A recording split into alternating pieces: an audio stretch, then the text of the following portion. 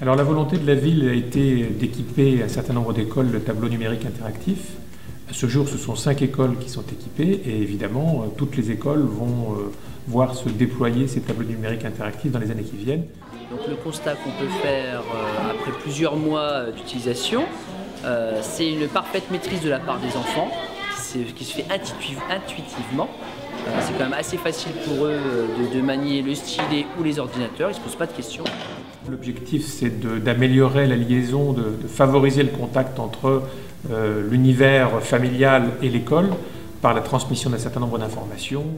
Alors, nous disposons par ailleurs de 3 espaces multimédia, à la médiathèque centrale, à la médiathèque Daniel Rondeau et à la ferme de l'hôpital, qui doivent permettre de faciliter l'usage d'Internet, l'usage du multimédia, par un accès facilité, notamment pour toutes les personnes qui n'ont pas la chance d'avoir un ordinateur chez eux. Le développement du numérique se traduit notamment dans le secteur touristique par l'introduction d'une borne interactive sur l'avenue de Champagne, qui est d'ailleurs fortement fréquentée. Également quelques iPads disponibles pour les touristes qui souhaitent visiter, au moyen de ces outils numériques, notre ville. Notre site internet permet un tas de fonctionnalités, par exemple des visites virtuelles de la ville, ce qui est très prisé par les touristes notamment.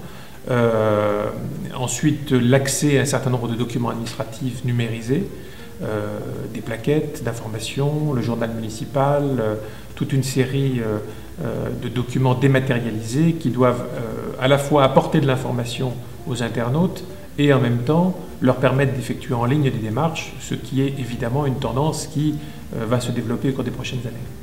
Les réseaux sociaux sont aujourd'hui les forums du XXIe siècle. De très nombreux sparnassiens, de très nombreuses personnes évidemment fréquentent ces réseaux sociaux, je pense à Facebook notamment, et la ville se devait d'y être présente à travers un certain nombre de thèmes.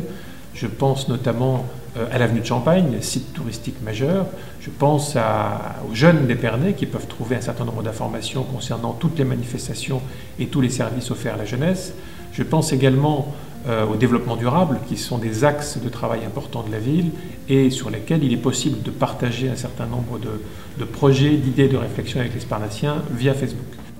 Épernay est une ville qui a été plutôt bien notée avec 3 arrobases lors de la dernière édition de ces prix de ville Internet. Notre objectif, c'est évidemment de réussir de meilleures performances encore, notamment en facilitant l'accès à Internet, et nous avons le projet pour cette année d'étudier la mise en place du Wi-Fi gratuit sur certains sites publics. Donc je pense que ça fait partie des évolutions importantes que nous comptons entreprendre pour faire en sorte d'inscrire véritablement la dynamique de la ville d'Épernay dans l'avenir.